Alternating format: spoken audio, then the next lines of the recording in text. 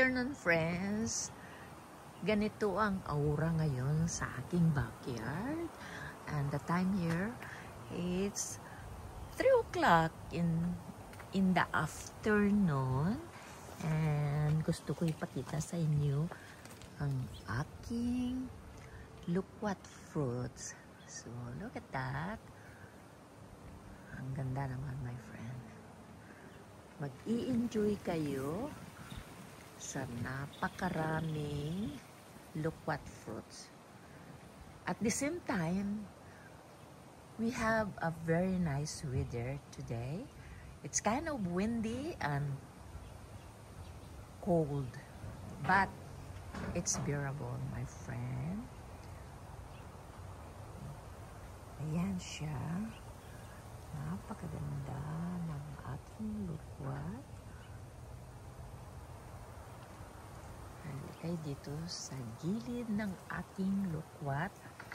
Alam ninyo, dahil wala nang kumakain nito, naging pasas na, oh. See? Yeah. This is overripe, my friend. Overripe. The loquat. Ayan. Napakalamig. Gusto ko nang umakyat sa loob ng bahay. Kaso, nagvi-video pa ako, my friends. Nag-i-enjoy ako dito sa fruits. Parang Christmas tree siya. Ayan. Ayan. Oh my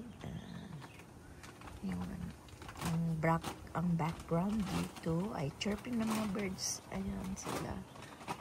Hindi ko nakikita yung birds. Napakaingay. Ayan.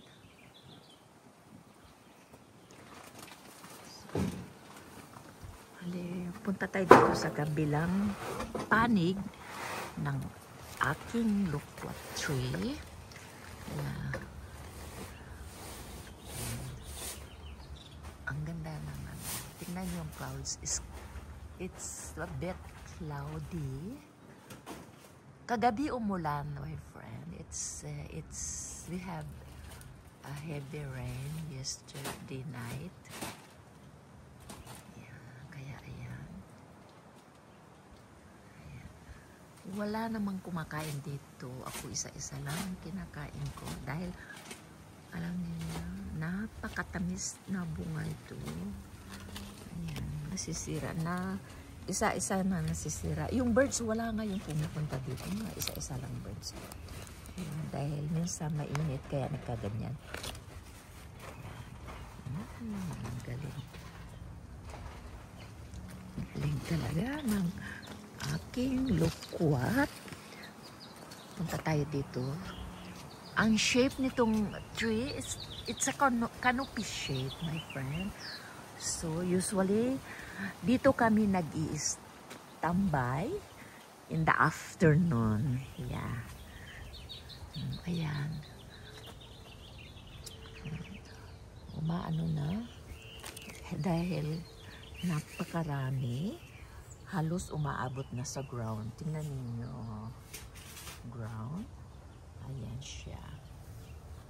Ano natin? I'm going farther.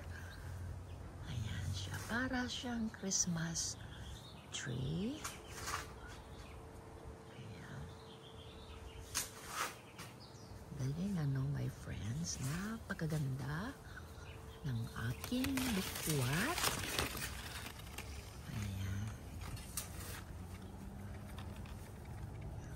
Napakaganda.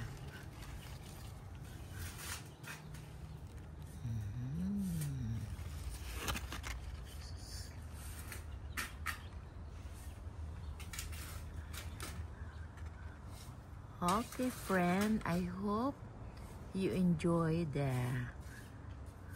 my loquat fruits tree. Thank you, and see you again later on.